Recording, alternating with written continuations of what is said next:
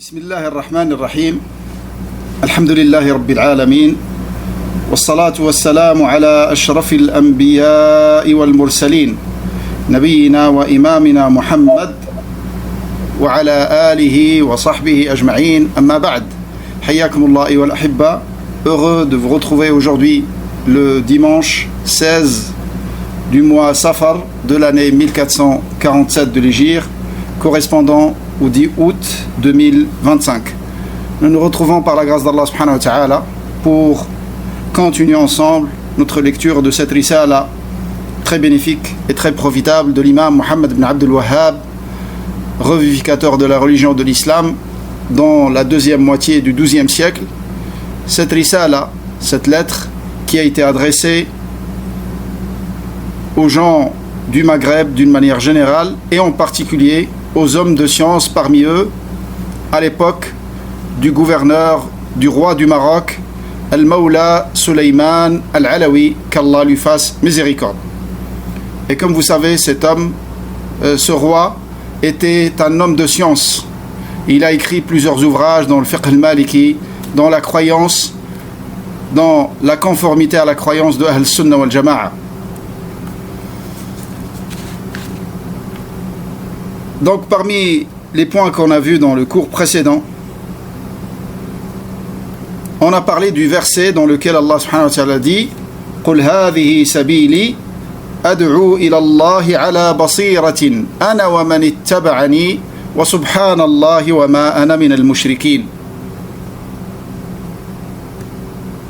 Dans ce verset, Allah subhanahu wa ta'ala il s'adresse à son noble prophète Muhammad sallallahu alayhi wa sallam.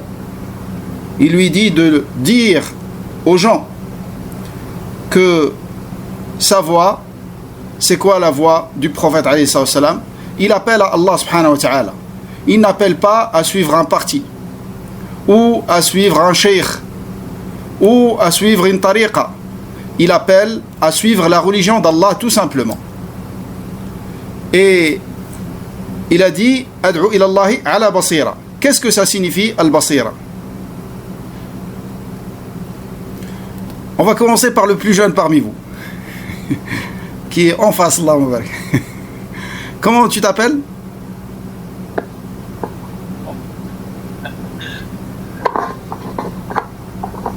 Salam alaikum. Alaykum salam. Masmouk? Youssouf. Youssouf. Ma hiya al-basira? Je sais pas. Ahsant. Je sais pas, c'est la moitié de la science. Ahsant. Taïb. Al-basira. Qui peut me dire ce que c'est le basira?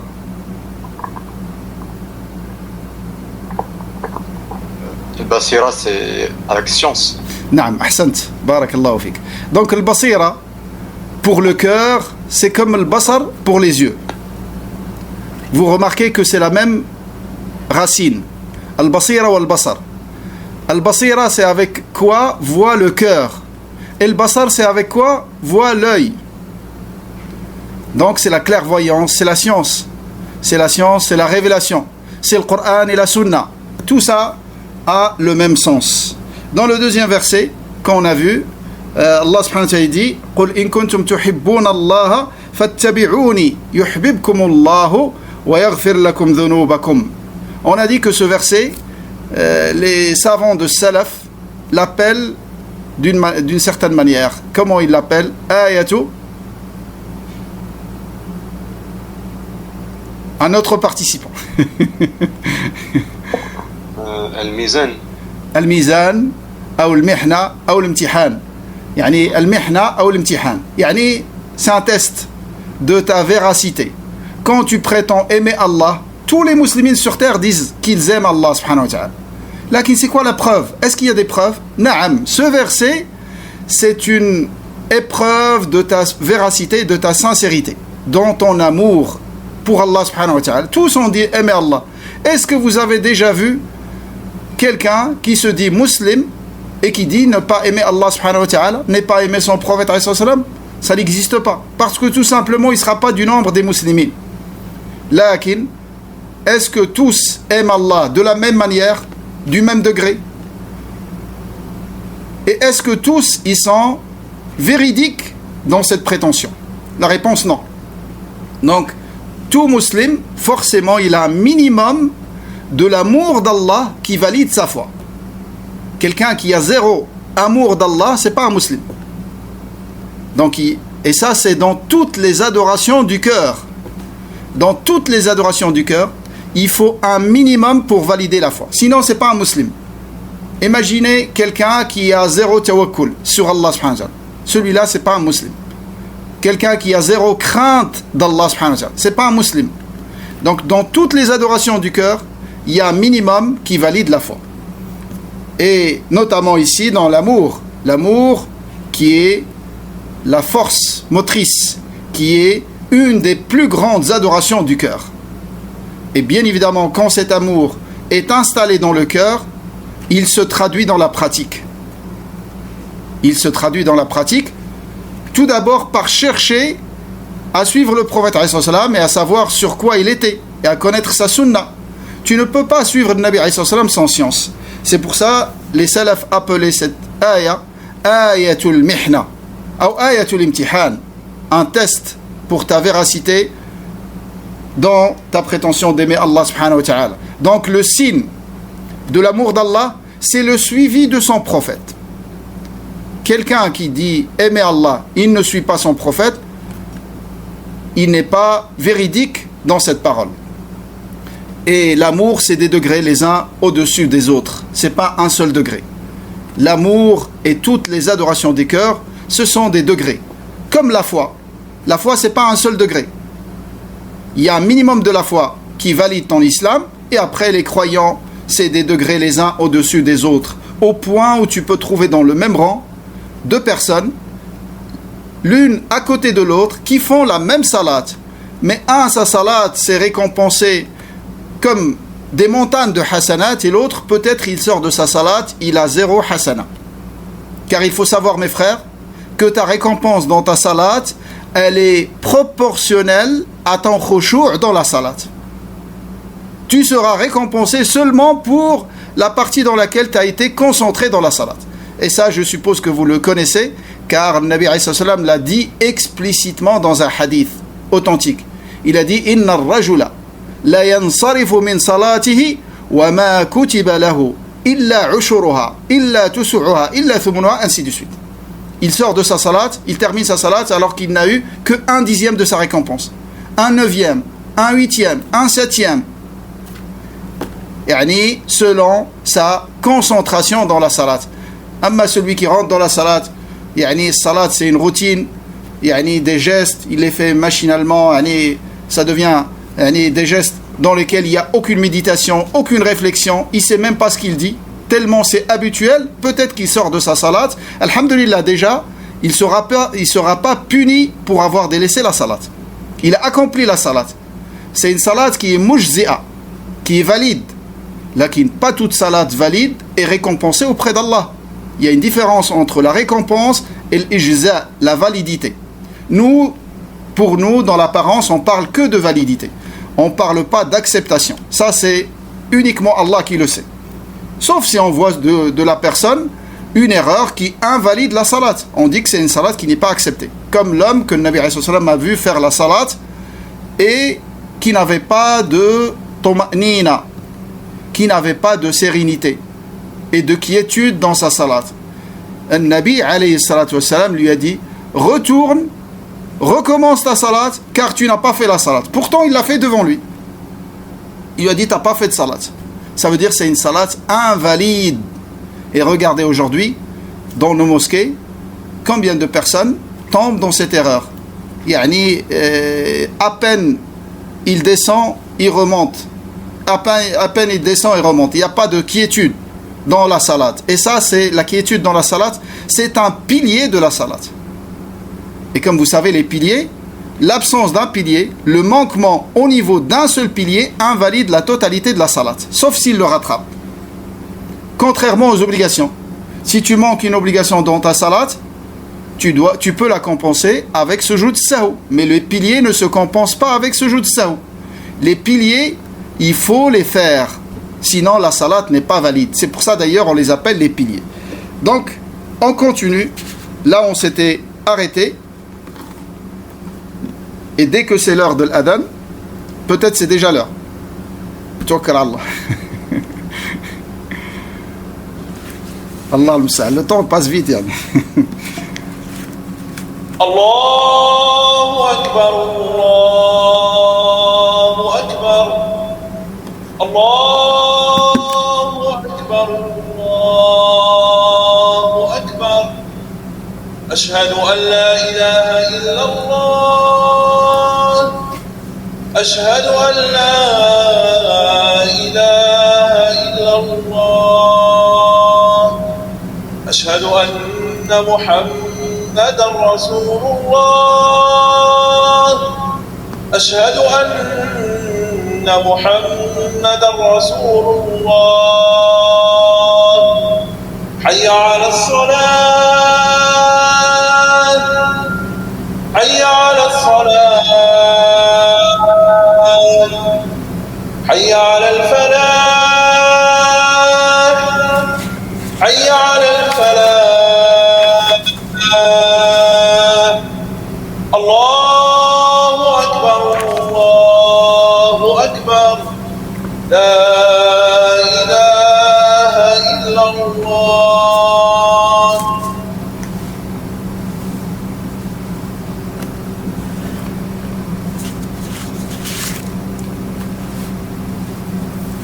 Donc après les deux versets qu'on a vus dans le cours précédent, l'auteur rahimahullah a cité un troisième verset dans lequel Allah subhanahu wa ta'ala dit وَمَا آتَاكُمُ الرَّسُولُ فَخُذُوهُ وَمَا نَهَاكُمْ عَنْهُ فَانْتَهُوا.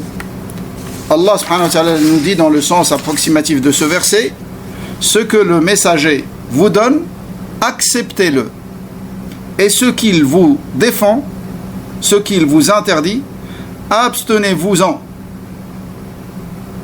Abstenez-vous-en. وَمَا آتَاكُمُ الرَّسُولُ فَخُذُوهُ وَمَا نَهَاكُمْ عَنْهُ فَانْتَهُوا.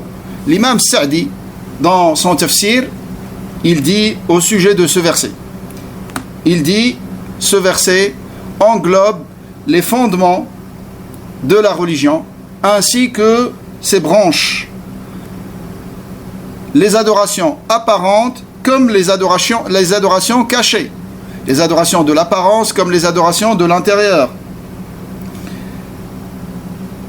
et que tout ce que le prophète nous a rapporté de la part d'Allah subhanahu wa ta'ala, nous devons l'accepter et le suivre dans tout ce qu'il nous a apporté de la part d'Allah subhanahu wa ta'ala. Et il n'est pas autorisé de s'opposer à ce que le prophète nous a ramené de la part d'Allah subhanahu wa ta'ala.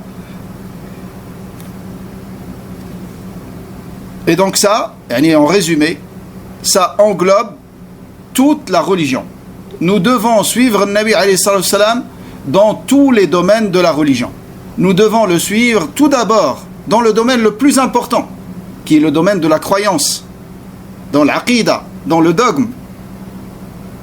Nous devons le suivre également dans le domaine des adorations, dans l'ibadat. Tu ne dois pas faire une adoration qui n'a pas été enseignée par le Nabi alayhi salam, car c'est une innovation. Et l'innovation t'éloigne d'Allah subhanahu wa ta'ala et ne te rapproche jamais d'Allah subhanahu wa ta'ala. Donc tu dois suivre le Nabi alayhi salam dans la croyance, dans les adorations, aussi dans le comportement. Et ça, c'est pas un domaine à négliger. Il est aussi important que les autres domaines de la religion. Le comportement, nous avons un exemple dans le messager d'Allah subhanahu wa ta'ala, en la personne du messager d'Allah subhanahu wa ta'ala, dans tous les domaines.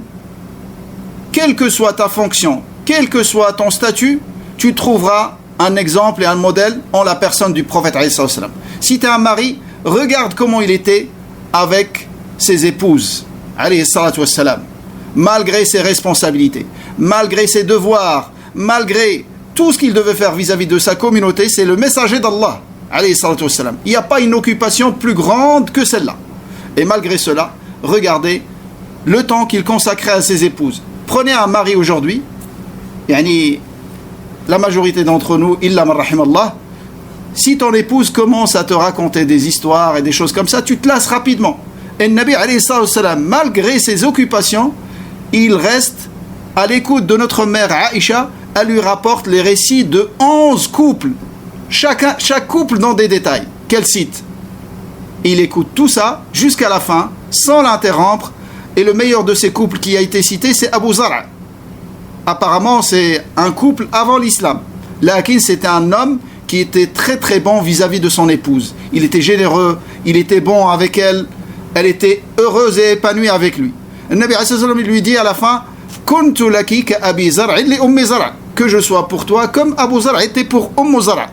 Elle lui a dit au messager d'Allah, t'es pour moi meilleur que Abu Zar' pour Zar'. Lakin la leçon à tirer, c'est que le Nabi était dans l'écoute de son épouse.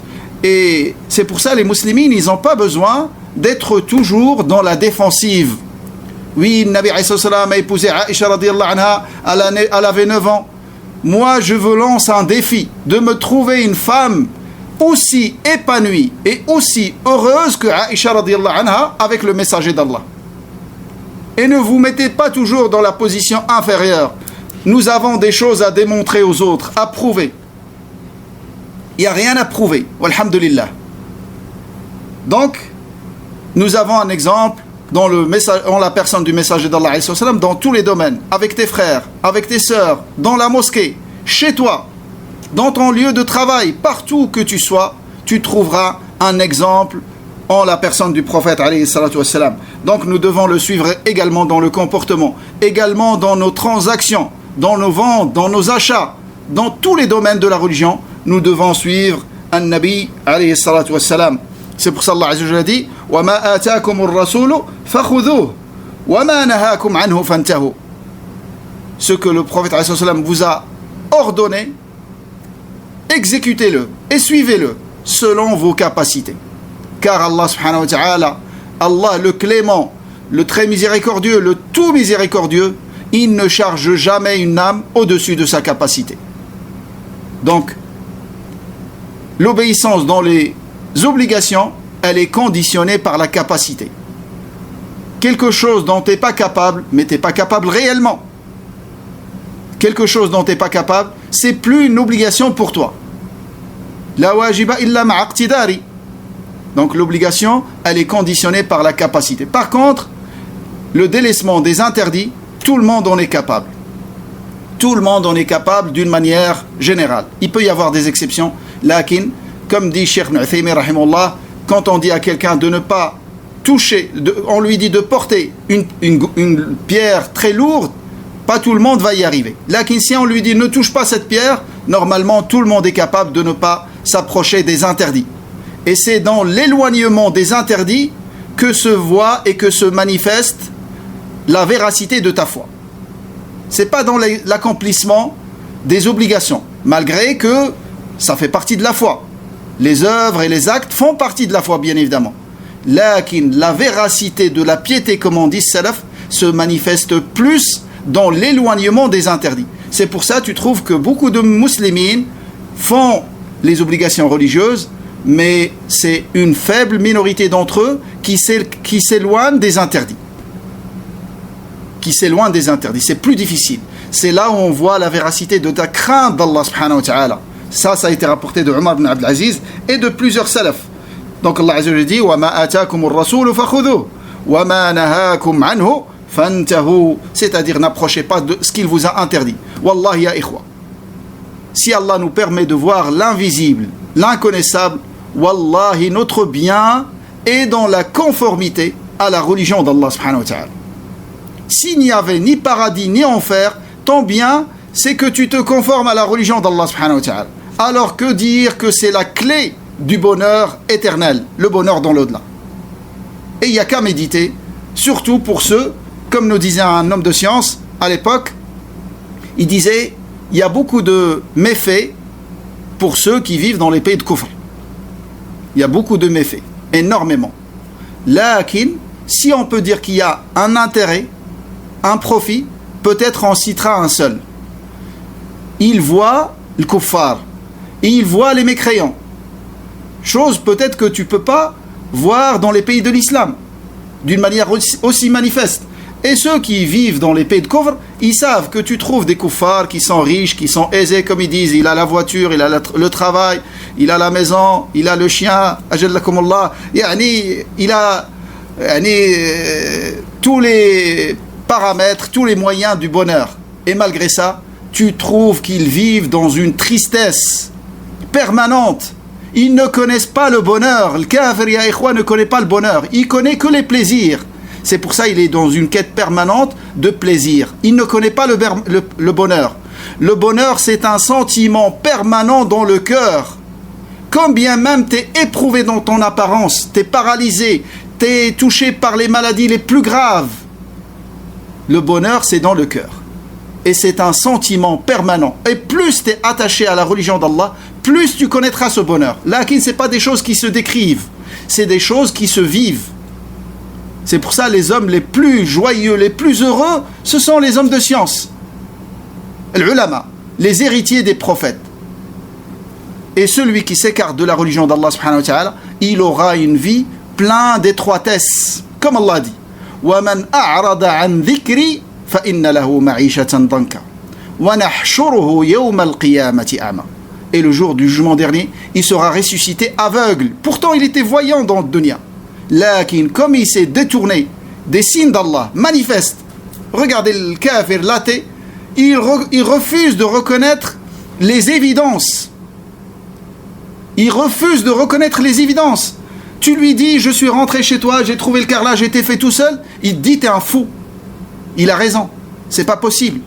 Sa raison l'empêche de croire en cela.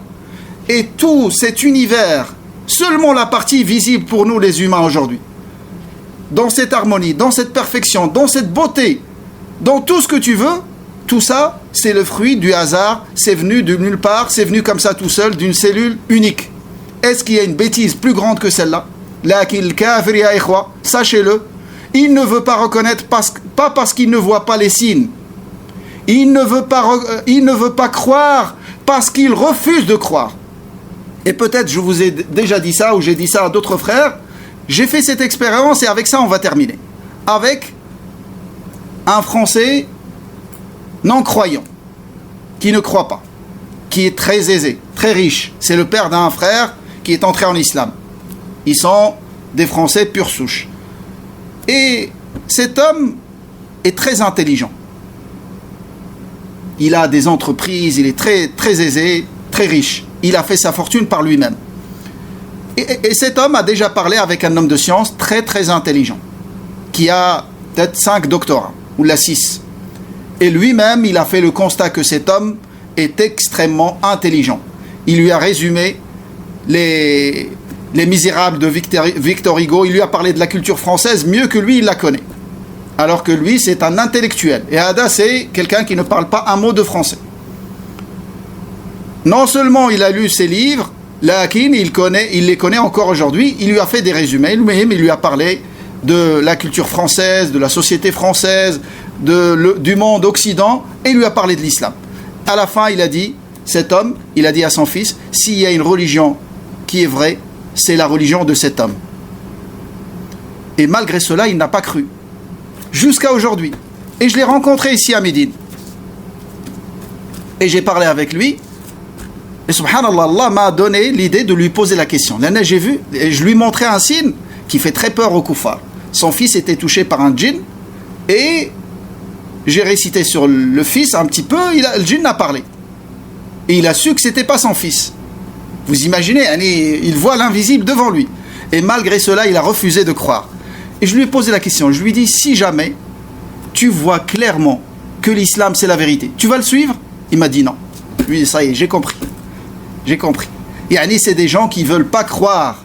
Ils ne veulent pas se soumettre à Allah subhanahu wa ta'ala. C'est pas il manque de preuves ou d'arguments. Lui, il veut pas, il refuse. Par orgueil, ou pas pour une autre raison, ou parce que l'islam va l'éloigner de ses intérêts. Vous croyez que Kuffar Quraysh ne savait pas que le prophète était sur la vérité? Un homme, jusqu'à la quarantaine, ils n'ont jamais vu de lui un seul mensonge. Le digne de confiance. Et quand il arrive à 40 ans, il va mentir, et il va mentir sur Allah subhanahu wa ta'ala. Il savait que c'était le vrai prophète, comme l'a dit son oncle, qui est mort mécréant, Abu Talib. وَلَقَدْ عَلِمْتُ بِأَنَّ دِينَ مُحَمَّدٍ خَيْرَ أَدْيَانِ الْبَرِيَّةِ دِينًا لَوْلَا الْمَلَامَةُ. Pourquoi il n'a pas cru? Parce qu'il ne voulait pas se faire insulter par sa tribu, qu'il a abandonné la religion de ses ancêtres, qu'il a abandonné la religion de ses parents, et d'autres par intérêt commercial et financier. La mécréance était une source d'argent et de richesse pour eux. Pour tous ces intérêts, ils ont refusé de suivre la vérité. Et le problème qui se pose par la suite, et avec ça je vais terminer, c'est quand tu vois la vérité et tu refuses de la suivre, Allah il peut te punir à vie par un aveuglement devant la vérité. C'est pour ça que tu trouves des gens, tellement la vérité elle est évidente et claire, mais ils ne la voient pas. Comme l'aveugle qui ne voit pas le soleil en plein milieu du ciel. Et avec ça nous allons terminer. Barakallahu fikum wa jazakumullahu khairan wallahu a'lam wa sallallahu ala nabiyyina Muhammad. يعني قرأنا آية واحدة. أسأل الله أن يبارك لي ولكم فيها. والسلام عليكم ورحمة الله وبركاته.